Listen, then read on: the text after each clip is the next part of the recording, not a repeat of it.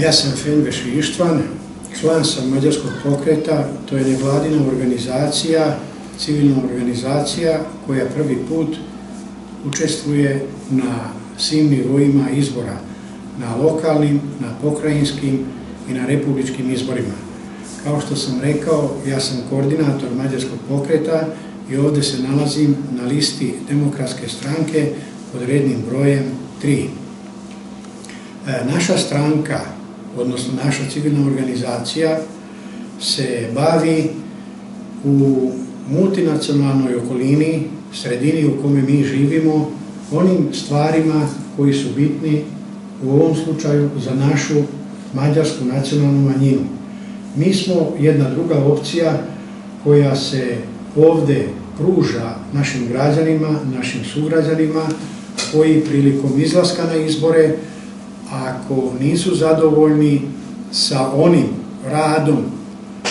stranke koja je do sada navodno predstavljala njih, a napustila je demokratske opcije, sada ti naši građani koji žele da odaberu jednu drugu opciju mogu da biraju i da glasaju na listi Demokratske stranke gde je vođa liste Tanasi Valerija iz Robrana, koja je u proteklom periodu isto bila veoma aktivna, bila je kandidat za pokrajinskog poslanika, sada je ona predstavnica sredine Demokratske stranke za predsjednicu opštine Srbobran. Ovdje bi ja još mogao puno toga da kažem,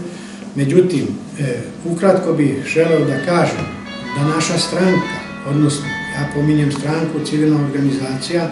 nevladina organizacija, radi u interesu ove sredine gde njene interese zastupljaju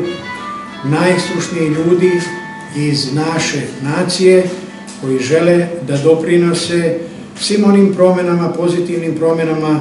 koji u ovoj sredini žele da naprave razvoj, prosperitet i boljitak svih njenih građana.